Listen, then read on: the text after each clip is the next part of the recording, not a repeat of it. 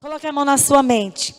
Em nome de Jesus, Senhor, eu assumo a autoridade do Senhor nesse lugar. Todo espírito maligno que queira roubar a tua palavra, trazendo sonolência, eu te repreendo agora. Sai agora deste lugar. Eu declaro que nossas mentes são levadas cativas à palavra do Senhor. Eu declaro que cada coração é um terreno bom, Senhor. E a tua palavra vai ser plantada e vai frutificar. Vai ver a mudança, Senhor, no coração dos meus irmãos. Oh, no entendimento de cada um aqui. Eu declaro a tua autoridade neste lugar. Os teus anjos neste lugar. Eu declaro que nossa mente pertence ao Senhor. Nosso coração é teu. Fala porque nós queremos te ouvir. Em nome de Jesus. Amém? E o Senhor colocou no meu coração. Ontem à noite eu não sabia nem o que falar hoje. E o Espírito do Senhor colocou no meu coração esse tema. Conquistadores de cidades. Porque esses dias nós estávamos orando pela nossa nação. Aqueles profetas que Deus trouxe para o Brasil vieram pela primeira vez. Mike Bico foi a primeira vez no Brasil. Pastor Bill Johnson já tinha vindo alguma vez, mas fazia muito tempo. Mas eles disseram lá, nós não estamos aqui à toa. Nós viemos com uma missão aqui para o Brasil. E eles começaram a profetizar que o Brasil será levantado como celeiro de missões. Amém, irmãos? E eles começaram a declarar que a igreja brasileira será uma igreja apaixonada, que vai mudar a sorte do Brasil. Enquanto eles estavam falando de Deus, uma nação, ela só muda quando começa as cidades mudando. Porque um país, ele tem o quê? Muitas cidades, estados. E eu disse, Senhor, pois ajude-nos a alcançar e conquistar Garanhuns para o Senhor. Se para um país mudar, começa com mudanças de cidades. Pois, Senhor, nos levante, nos dê fome. E eu quero te animar. Jejua. Jejua. Se você não jejua hoje, amanhã comece a jejuar. Jejua pela tua vida. Jejua por um avivamento. Jejua por fome e sede. E eu também quero, como o pastor Marcos falou, quero te motivar a fazer de novo, você que já fez, né, o EDD, Encontro de Discipuladores com Deus, para que haja no seu coração um avivamento, para que haja no seu coração uma busca, realmente, pela presença do Senhor, que você seja marcado. Queria pedir aos nossos intercessores que me ajudem aqui em oração. E eu sei que o diabo não quer que eu pregue essa mensagem, nem que você escute, porque ele não quer que Garanhuns seja impactada, mas Garanhuns vai ser impactada com a glória de Deus. Quem diz amém? Deus vai levantar a igreja dele aqui em Garanhuns. Porque Deus quer que eu e você sejamos conquistadores de cidades. Aqui em Gênesis 22, versículo 17. Olha esse versículo que Deus deu a Abraão. Vamos ler juntos?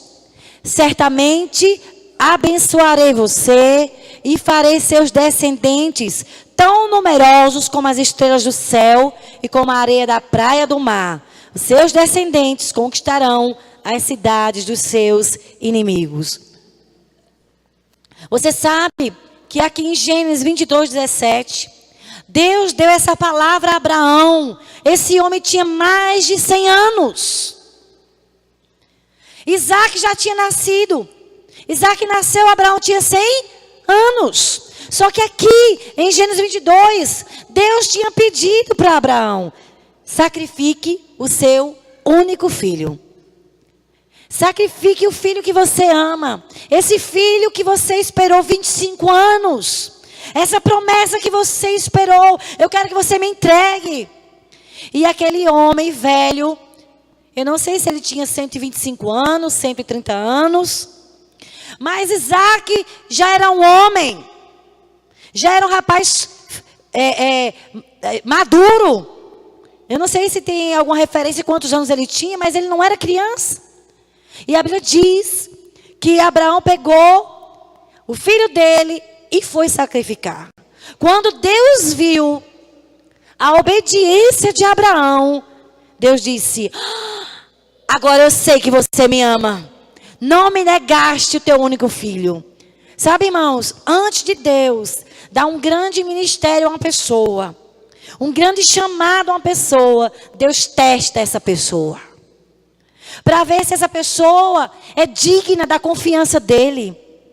Se essa pessoa realmente vai fazer a vontade dele. E quando Deus viu a obediência extrema de Abraão, Deus disse: através de você, da sua descendência, a sua descendência será tão numerosa como as areias da praia do mar. Os seus descendentes, seus filhos, seus netos, bisnetos, filhos dos seus filhos, a sua descendência conquistarão as cidades dos seus inimigos. Porque você me ama, porque você foi tão obediente a mim. Olhe para mim, Deus não usa pessoas desobedientes. Gente desobediente não cumpre o chamado de Deus. Pessoas obedientes, submissas, que renunciam à sua própria vontade para fazer a vontade de Deus. Pessoas assim Deus usa. E sabe de uma coisa? Não depende de idade, porque Deus usa velhos também. Quem diz amém?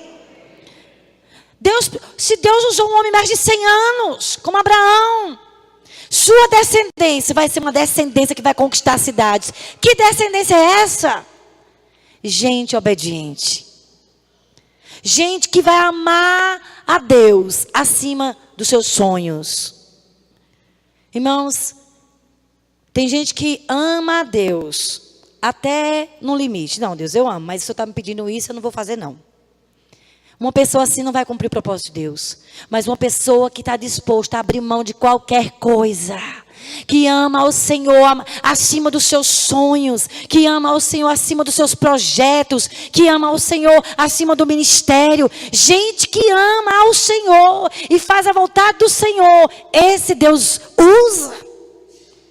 E quando ele viu o tamanho do amor, porque irmãos, amar a Deus não são palavras, são atitudes.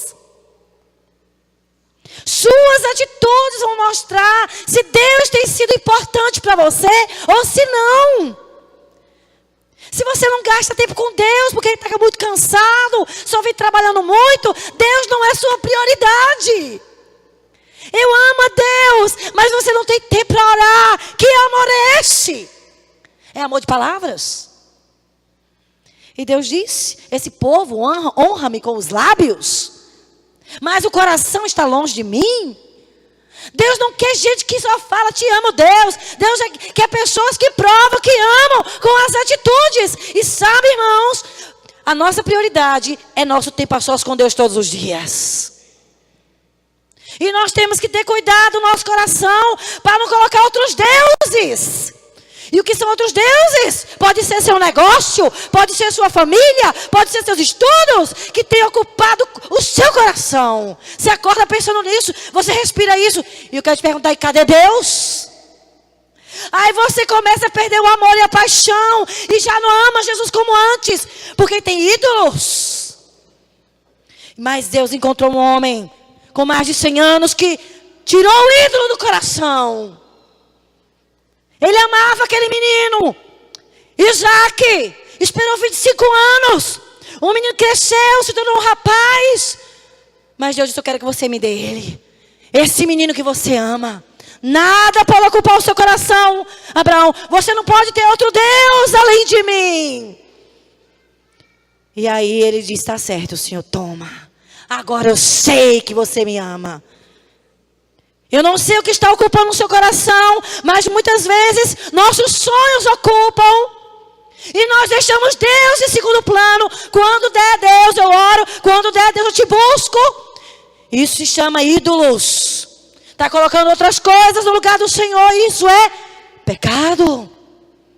E nós não podemos permitir que nada seja mais importante do que o Senhor. Vocês estão entendendo?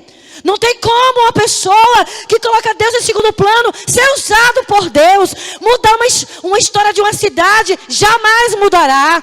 Só muda a história de uma nação e de uma cidade quem tira a idolatria do coração e coloca Deus em primeiro lugar. Eu não sei o que se passa no seu coração, se é o seu namorado que está começando a tomar o lugar de Deus, se é o seu negócio, se é o seu sonho, não sei. Mas nada pode tomar o lugar do Senhor dentro de nós. E se por acaso tem tomado, hoje à noite, se arrependa e diga: Deus, arranca de mim. Enquanto o pastor Mike Bickle já estava falando sobre idolatria no nosso coração, sobre guardar o coração para não colocar outros deuses, naquela hora o Espírito Santo estava falando para mim: filha, você tem colocado outras coisas no seu coração. Eu não tenho sido o principal dentro de você. E eu fui me arrepender e me humilhar. Quem está entendendo essa palavra, diga amém. Não tem idade para Deus usar. Mas Deus espera algumas coisas de nós. É o nosso coração ser totalmente dele. Cuidado com o seu coração. Para que ele não se desvie e você não esfrie. E se acostume com a religião de ser crente. Nós não fomos chamados para ter uma religião de crente. Nós fomos chamados para andar com Jesus, amá-lo, servi-lo e fazer loucuras por ele. Quem diz amém? E se você percebe que não está se sacrificando, que não está fazendo coisas como Abraão fez, aquilo parecia uma loucura, como subir um monte para matar o próprio filho. Mas Deus disse: não faça isso. Eu vi o seu coração. Você realmente me ama. Você realmente me colocou como a prioridade da sua vida. E hoje Deus está querendo que Ele seja a nossa prioridade. E por causa disso, Deus disse: eu vou te dar cidades. Gente apaixonada por Jesus, que não tem ídolos no coração, que não coloca outras coisas como prioridade. Prioridade é o Senhor. Em outros lugares ficam as outras coisas. Mas o nosso foco, o nosso sonho deve ser Jesus. Agradá-lo. Viver para Ele. Quem está concordando aqui, diga amém. E quando o Senhor falou isso, Ele disse: pessoas assim como você, Abraão, vão conquistar cidades. E nós somos chamados filhos de Abraão, irmãos. Quem é filho de Abraão aqui? Abraão é conhecido como pai da fé. Deus nos chama para ter esse DNA de não ter nada que ocupe o lugar de Deus na nossa vida. Porque Deus tem pressa e Deus quer conquistar Garanhuns, amém? E sabe quem vai conquistar essa cidade? Diga: eu. É você mesmo. Deus quer te usar para mudar a história dos teus vizinhos, de amigos, dos teus familiares. O Senhor falou de ti, através dos teus descendentes. Eles vão conquistar cidades. E aí não fica só aí. Quando a gente olha para Jesus, lá em Mateus 28, 19. Olha o que Jesus expressa. Portanto, diga comigo, vão. Portanto, vão e façam discípulos de todas as nações. Você sabe que as palavras que uma pessoa fala antes de morrer são as palavras mais importantes da vida da pessoa. Sim ou não? Geralmente quando a pessoa está no leito de morte e ela tem problema com o pai, ela manda chamar o pai rápido para dizer: papai, eu nunca disse que te amo. Se é o marido, se é filho. E aquela pessoa pronuncia as suas últimas palavras, porque são as palavras mais importantes. Jesus, quando ele morreu e ele ressuscitou, antes dele ser assunto aos céus, ele pronunciou essas palavras. Lá de Mateus 28. 18 a 20. Ele diz: ide, façam discípulos de todas as nações. Então Jesus, Ele nos traz o mesmo chamado. O mesmo chamado que o Senhor deu a Abraão. Você vai conquistar cidades. Agora é Jesus dizendo: conquiste nações para mim. Vão, façam discípulos, ensine-os tudo que eu vos tenho ordenado. Você sabe que quando Jesus ele nasceu com um propósito: trazer para a terra o reino de Deus. Quando ele foi batizado e começou a pregar, ele disse: é chegado o reino de Deus. João Batista, que veio antes de Jesus, veio preparar o caminho de Jesus, ele dizia: arrependei-vos. Você que é ladrão, para de roubar. Arrependei-vos, porque é chegado o reino de Deus, o reino dos céus. E Jesus tinha a mesma mensagem. Jesus veio como filho de Deus. Ele é chamado do segundo Adão, porque o primeiro Adão gerou filhos para o pecado. Em Adão, todos nós nos tornamos o quê? Pecadores. Aí vem Jesus. O segundo Adão, por quê? Porque ele é o primeiro de uma nova criação. Em Jesus, ele gerou filhos de Deus. Quem é filho de Deus? Diga amém. Jesus, através da sua morte na cruz, ele quebrou toda a maldição, nos libertou do pecado, nos deu uma nova natureza e ele inaugurou a igreja. A igreja foi inaugurada no dia que o Espírito Santo de Deus veio morar nos crentes. E ele deu essa mensagem: vão, esperem aqui em Jerusalém, até que do alto vocês sejam revestidos de poder. E vão, pregue o evangelho. Pregue o evangelho do reino de Deus. Então, queridos, Jesus, ele nos deu essa incumbência. Porque através lá da cruz, lá na cruz, ele derramou o sangue dele. E a Bíblia diz que com o seu sangue, ele comprou povos de toda língua, tribo, povo e nação. O sangue de Jesus foi para comprar as nossas vidas. Jesus, ele, lá na cruz, ele rasgou o escrito de dívida. Pagou o preço do nosso pecado. Nele somos perdoados e justificados. Chamados filhos de Deus. Mas nós temos uma missão.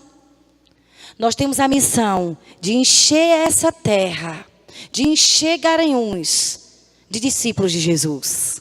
De pregar o evangelho para as pessoas e ensiná-las tudo que Jesus ordenou. Esse é o nosso chamado. Esse é o meu chamado e o seu.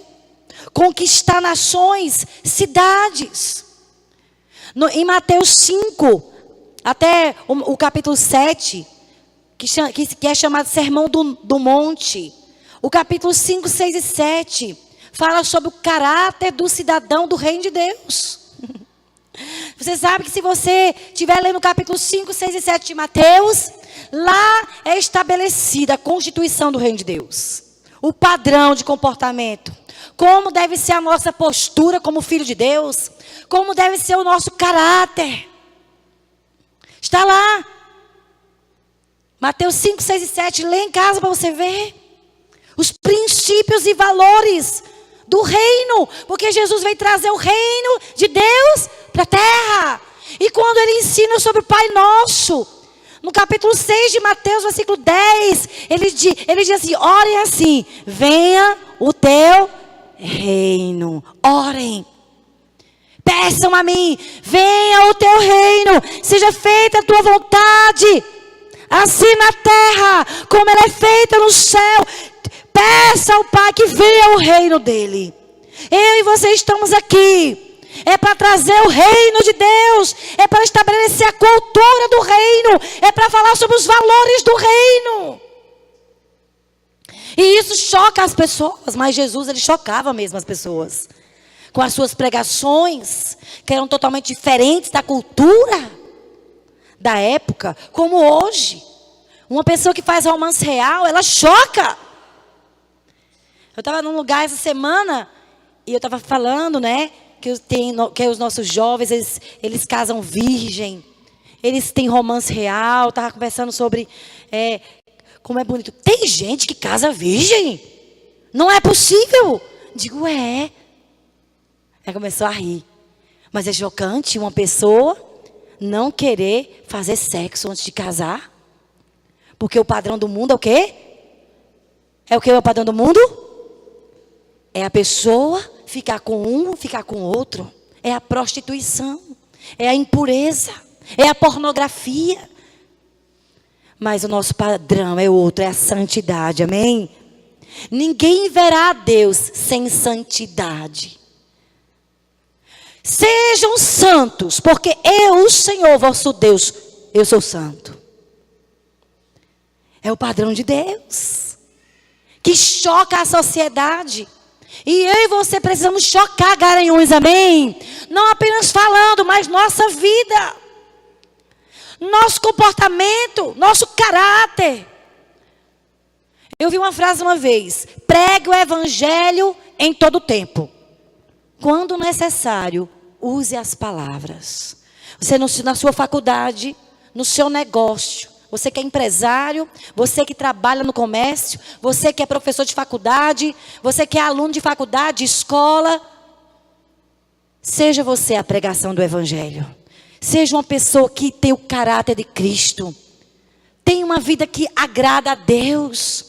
Que as pessoas olhem para você, você é diferente. Aí você então vai usar as palavras para pregar o evangelho. Mas sua conduta, sua postura, suas atitudes são do reino de Deus. Quem concorda, diga amém. Por isso leia a Bíblia. Leia para você saber qual é o padrão de Deus. E viva. Que as pessoas possam ver a sua vida como uma pregação. Suas atitudes. De ser honesto, de ser fiel ao Senhor, de honrar a Deus sempre.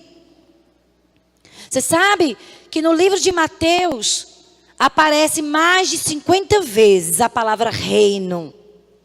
Jesus sempre falava sobre o reino dos céus. Em Mateus 13 é o capítulo das parábolas. E Jesus, o reino de Deus é comparado como essa semente. O reino de Deus é comparado como essa pedra de grande valor. O reino de Deus. E Jesus fala sobre o reino. Jesus sempre estava ensinando para as pessoas como é o reino. E nós precisamos mergulhar na Bíblia, assimilar, viver e ensinar tudo que Jesus ordenou sobre ser santo, ser humilde, quebrantado, ser fiel, ser transparente, ser obediente, ser honroso. Você sabe, quanto mais um homem de Deus busca o Espírito Santo, mais ele é apaixonado pela esposa, mais ele honra a sua esposa, mais ele é o melhor pai. Uma mulher de Deus que busca o Senhor, ela aceita correção, ela se humilha, quando erra, pede perdão, se transforma em uma mulher honrosa. Filhos, quando estão buscando Jesus, se tornam filhos que honram pai e mãe, porque amam Jesus, amém? E tem o padrão do reino. E Jesus era tremendo. Em Mateus 4,17, ele diz, Jesus pregava: arrependei-vos, porque está próximo o reino dos céus. Mateus 4, eu queria que você abrisse bem rapidinho, que me chocou muito esse versículo. De Mateus 4, poderoso, fala como Jesus vivia a vida dele. Ele vivia viajando nas cidades, revolucionando cidades, pregando o evangelho nas cidades. Mateus 4:23 diz: percorria toda a Galileia, ensinando nas sinagogas, pregando o evangelho do reino. Ele ensinava a cultura do reino, o padrão do reino de Deus, e curando toda sorte de doenças e enfermidades. E a sua fama correu por toda a Síria. Trouxeram então todos os doentes, acometidos de várias enfermidades e tormentos, endemoniados, lunáticos e paralíticos, e ele os curou. Olha só o 25. E da Galileia, Decápolis, que eram 10 cidades, Jerusalém, Judeia, e da além do Jordão, numerosas multidões o seguiam. Então Jesus, ele, quando entrava em uma cidade, irmãos, olha para mim, ele revolucionava. Ele fazia diferença. Jesus não vivia por viver. Mas sabe, esse padrão de vida, de não viver por viver, ele ensinou aos 12. Ele pegou 12 homens no meio da multidão e trouxe esses homens. Eu vou ensinar para vocês os segredos do reino de Deus. Eu vou ensinar para vocês o padrão do reino de Deus. E sabe, quando Jesus morreu e foi assunto aos céus, aqueles homens, um negou Jesus, né? Mas foi perdoado. O outro foi Judas, que foi o traidor. E ele escolheu então o caminho da perdição. Mas 11 daqueles homens revolucionaram o mundo.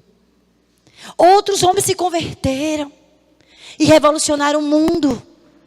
Porque eles iam de cidade em cidade, imitando o mestre. Quem está aqui, diga amém. Nós temos que imitar Jesus. Se você vê a vida dos discípulos, o mesmo sermão que Jesus pregava, sobre o reino de Deus, sobre santidade, sobre honestidade, sobre verdade, eles pregavam.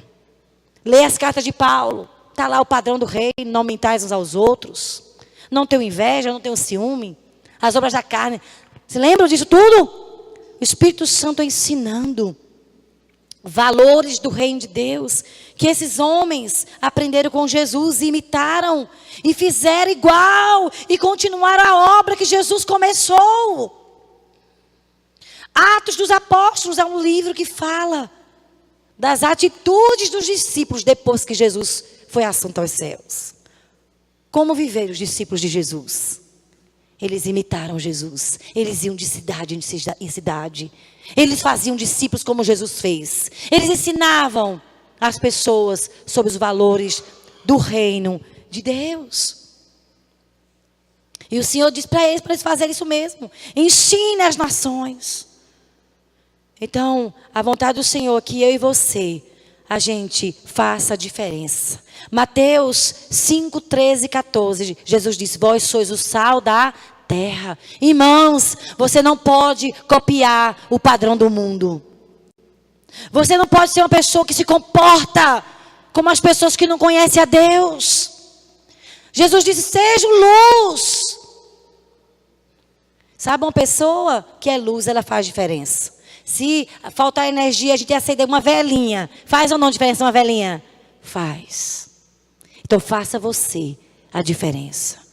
Onde você está, que você resplandeça a glória do Senhor. Seja uma pessoa que tem um caráter de Cristo, imitadora do Senhor, que tem o padrão do Senhor. Faça a diferença na escola, no seu negócio, na sua faculdade, na sua família. Faça a diferença. Paulo nos chama lá em 2 Coríntios 5:20. Ele diz: nós somos embaixadores na terra. Como se Deus mesmo estivesse falando através de nós. Diga: eu sou embaixador em Garanhuns. Diga: eu represento Jesus em Garanhuns. Você representa Jesus como marido, como filho, como esposa, como empresário, como estudante universitário, como um empregado. Que tipo de empregado você é? Tem gente que não representa bem Jesus. Mas tem pessoas que são exemplares. Então como podemos conquistar cidades inteiras para o Senhor? Essa foi só a introdução. Vai começar agora, primeiro ponto. Mas eu vou ficar só no primeiro ponto. Mas o Espírito do Senhor falou para mim sobre isso. Para nós assumirmos a nossa identidade. Gente comprometida com o reino de Deus. Quem quer se comprometer com o padrão do reino de Deus? Quem é cidadão aqui do reino de Deus? Diga amém. Como é que eu posso conquistar uma cidade para Jesus? Como é que eu posso alcançar Garanhuns, meu Deus? Em primeiro lugar, amando o Senhor de todo coração. Mateus 22:37. Um fariseu chegou para Jesus e disse: Senhor, qual é o grande mandamento da lei? Vamos ler juntos esse versículo? Respondeu Jesus: ame o Senhor teu Deus de todo o teu coração, de toda a tua alma e de todo o teu entendimento. E eu coloquei umas frases aqui que o pastor Mike Bickle falou. Pastor lá, fundador do iHope, lá nos Estados Unidos. Ele falou duas frases muito profundas, irmãos. E Marcos, ele escreveu e colocou para os nossos líderes de célula. Está lá, peça a eles os estudos que nós recebemos lá. E eu copiei hoje pela manhã, ontem à noite, aliás. Eu estava escrevendo e aí eu lembrei dessas frases, escrevi. O pastor Mike Bickle falou assim: só uma pessoa apaixonada faz diferença. Ele disse: amantes sempre fazem mais do que meros trabalhadores. Amantes sempre fazem mais do que trabalhadores. O que é isso? Uma pessoa apaixonada por Jesus, ela faz muito mais do que lhe é pedido. Uma pessoa que trabalha para Jesus, só serve a Jesus, só faz aquilo. Só faz o que pede. Mas quem é apaixonado não, irmãos, faz muito além. Porque ama. Quem ama faz tudo, nem percebe. Se sacrifica, mas faz com alegria. Quem está entendendo? Fale para o seu irmão, você está entendendo essa mensagem? Diga acorde, meu irmão, não durma. Uma pessoa que é apaixonada faz muito mais do que meros trabalhadores. Outra frase que ele falou foi: os que amam o noivo irão muito além dos que apenas trabalham para ele. Os que amam o noivo irão muito além do que aquelas pessoas que só trabalham para Jesus. Quem quer ir além? Se você quer ir além, só um apaixonado vai. Gente que se acomodou, tudo é um peso. Só faz aquilo. Nunca faz além. Mas eu quero fazer além. E eu quero que você também deseje isso. Que você faça muito mais do que o Senhor deseja. Muito mais do que Ele pede a você. Você vai além.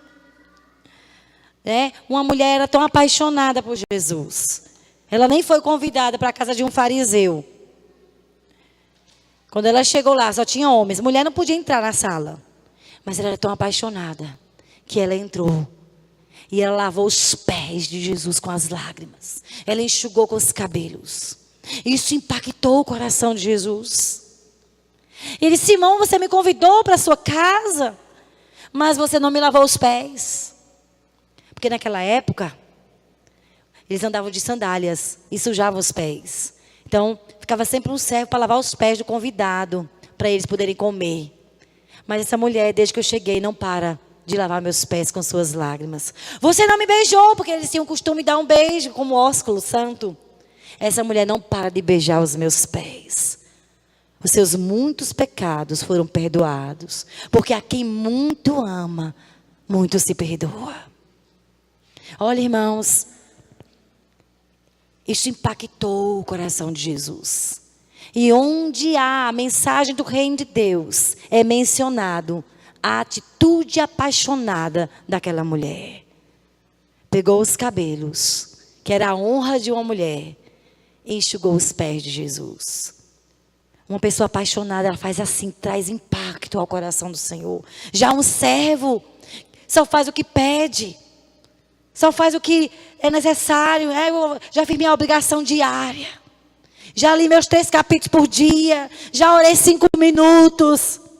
Porque é servo. Mas gente apaixonada fica horas e horas. E nem vê o tempo passar. Por causa da paixão. Então o Senhor quer encontrar em nós esse coração apaixonado. Uma pessoa que é apaixonada, ela é diferente. Ela não faz apenas o que lhe é mandado, mas faz muito além. Simplesmente porque ela quer agradar o amado da sua alma. Olha esse versículo sempre me impactou. E essa madrugada então foi que Deus falou tanto comigo. Atos 17, 6. Vamos ler juntos? Pode colocar aí. Vamos ler juntos? Estes homens viraram o resto do mundo de cabeça para baixo. E agora estão aqui. Quem eram esses homens? Os discípulos de Jesus. Porque aprenderam com Jesus. Jesus era um homem que tinha propósito. Trazer o reino de Deus para a terra. E ele viveu focado. E ele ensinou isso para os seus discípulos. E os discípulos de Jesus viviam focado também. Paulo era um homem que dizia assim: olha, tudo que você fizer, quer comais, quer bebais. Deixa eu beber aqui um pouquinho. Faça tudo para a glória de Deus. A vida de Paulo era honrar o Senhor nas pequenas coisas. Ele não vivia uma vida à toa, irmãos. Porque ele era apaixonado. Porque só uma pessoa apaixonada é diferente. Realmente, transforma os lugares. É muito lindo conviver com pessoas apaixonadas. Eu queria que você abrisse aí comigo em Atos 17. Daqui a pouco nós vamos estar orando. Mas abra comigo em Atos 17. Nós vamos estar aqui lendo a partir do versículo 1. Tendo passado por Anfípolis e Apolônia, chegaram a Tessalônica, onde havia uma sinagoga de judeus. Paulo, segundo o seu costume, foi procurar os judeus. E por 3 sábados, arrasou com eles acerca das Escrituras, expondo e demonstrando ter sido necessário que Cristo padecesse e ressurgisse dentre os mortos. E este, dizia ele, é o Cristo Jesus, que eu vos anuncio. Alguns deles foram persuadidos e unidos a Paulo e Silas, bem como a numerosa multidão de gregos, piedosos e muitas distintas mulheres. Os judeus, porém, movidos de inveja, trazendo consigo alguns dos homens maus, dentre a malandragem, ajuntando a turba, alvoroçaram a cidade e, assaltando a casa de Jasão, procuravam trazê-lo para o meio do povo. Porém, não os encontrando, arrastaram Jasão e alguns irmãos perante as autoridades, e eles clamavam: estes que têm transtornado o mundo, chegaram também aqui, os quais Jasão hospedou. Todos estes procedem contra os decretos de César, afirmando ser Jesus outro rei. Tanto a multidão como as autoridades ficaram agitadas e ao ouvir estas palavras, contudo soltaram Jasão e os mais, após terem recebido deles a fiança estipulada. Então, nesse capítulo aqui 17, irmãos, você vai ver alguns relatos de Paulo entrando em cidades. O que ele fazia quando ele entrava em uma cidade? Qual era a atitude dele quando ele ia para uma cidade? Aqui vai mostrar alguns relatos do que aconteceu da ida do apóstolo Paulo com Silas em algumas cidades. Quais foram os sofrimentos de Paulo? Como é que ele servia a Deus? Agora vira aí uma página. No capítulo 16, no versículo 9, Paulo, no versículo 6 aqui do capítulo 16, ele estava desejando ir para a Ásia, pregar o evangelho na Ásia. Mas ele encontrou algumas resistências de ir para a Ásia. E ele estava orando e o Espírito Santo falou para ele, através de uma visão, que ele fosse para a região da Macedônia. Que ele não fosse para a direção ali da Ásia. Que ele fosse para a Macedônia. E a Macedônia era uma província grande ao norte da Grécia. E aí Paulo, entendendo que era a vontade de Deus ir para a Macedônia, ele foi. A primeira cidade que ele chegou foi a cidade de Filipos. Aqui no versículo 11, aqui de Atos 16. Quando ele chegou em Filipos, a Bíblia diz que ele foi logo para um lugar, procurou na cidade, encontrou um lugarzinho. É tão interessante. No versículo 13 diz assim: no sábado saímos da cidade, lá de Filipos, para junto do rio, onde nos pareceu bem haver um lugar de oração. E nos assentamos ali. Falamos às mulheres que para lá tinham concorrido. Certa mulher chamada Lídia, da cidade de Tiatira, vendedora de púrpura, temente a Deus, nos escutava. O Senhor lhe abriu o coração para atender as coisas que Paulo dizia. Depois de ser batizada, ela e toda a sua casa, ela pediu para Paulo ficar na casa dela. Gente, aquele homem entrou na cidade, ele falou procurar um lugar para ele orar. Para ele pregar o evangelho do reino de Deus. E quando ele começou a falar, umas mulheres estavam ali, ele começou a falar do evangelho do reino, os ensinamentos de Jesus. E aquela mulher, Lídia, foi a primeira convertida da cidade de Filipos, ali da Macedônia. E aquela mulher, quando entregou a vida a Jesus, foi ela e toda a casa dela. Paulo estava cumprindo a missão dele, pregar o evangelho, ela se converteu. Só que Paulo continuou pregando o evangelho lá em Filipos. E tinha uma moça que todo dia ia perturbá-lo. Quando ele estava pregando o evangelho. Depois lê o capítulo 16. E aquela moça tinha um demônio, um espírito maligno de adivinhação. E a Bíblia diz aqui em Atos 16 que ela ficava seguindo a Paulo. E ela ficava gritando: estes homens são servos de Deus Altíssimo. E no versículo 18 diz: e isto se repetia por muitos dias. Então Paulo, já indignado, voltando-se, disse ao espírito: em nome de Jesus Cristo eu te mando, retira-te dela. E ele na mesma hora saiu. Vendo os seus senhores que eles desfizeram a esperança do lucro, agarrando em Paulo e Silas, os arrastaram para a praça, à presença das autoridades. E levando aos pretores, disseram: esses homens judeus perturbam a nossa cidade. Eles estão propagando costumes que não são nossos. Porque nós somos romanos.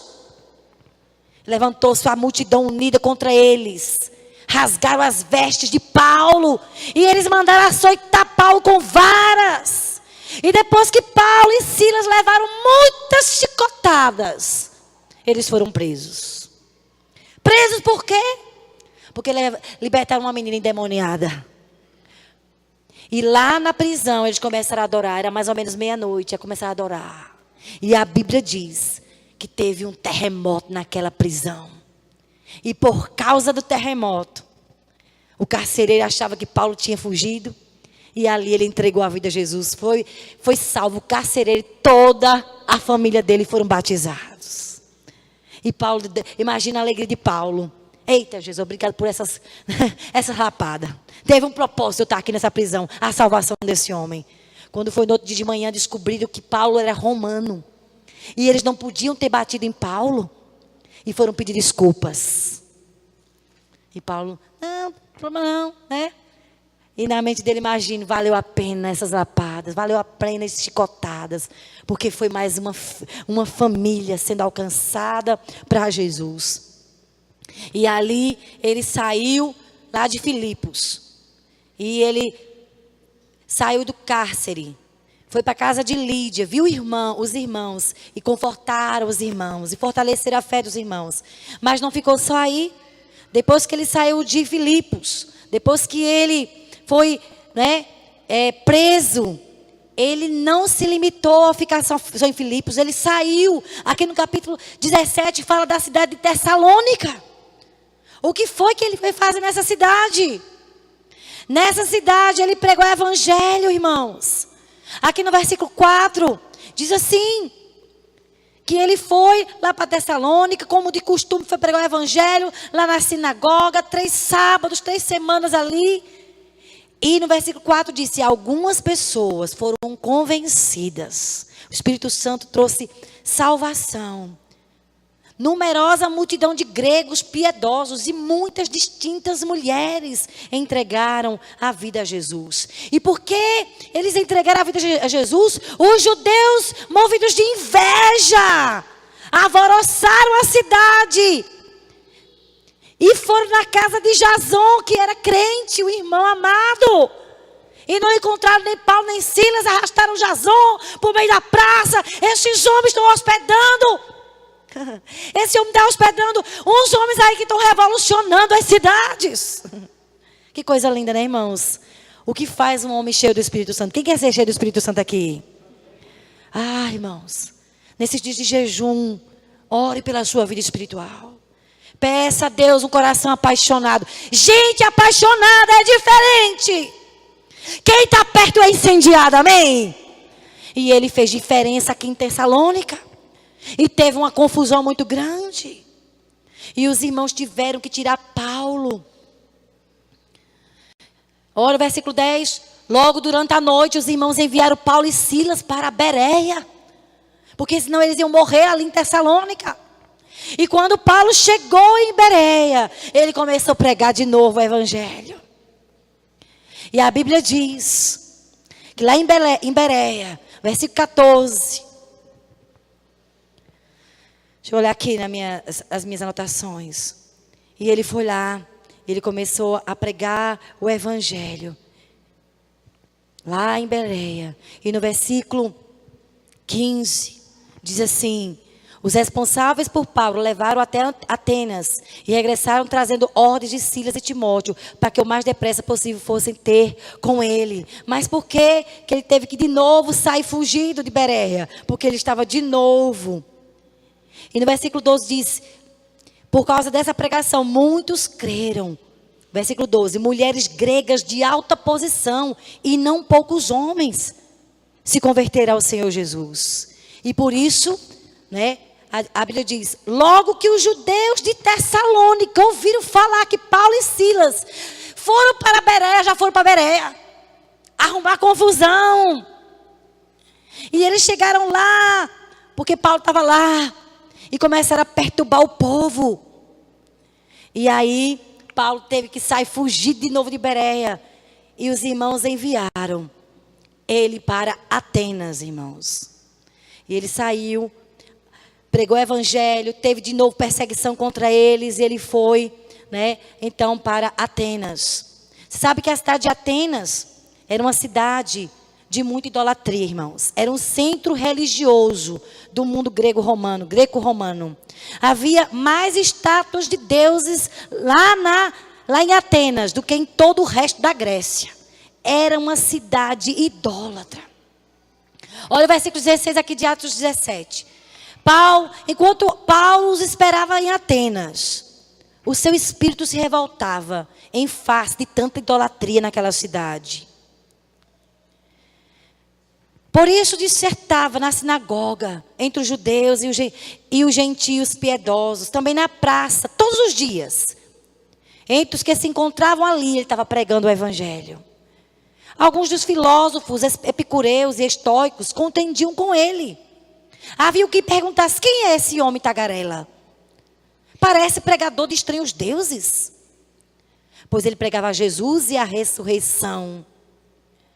Então, tomando consigo, levaram ao Areópago.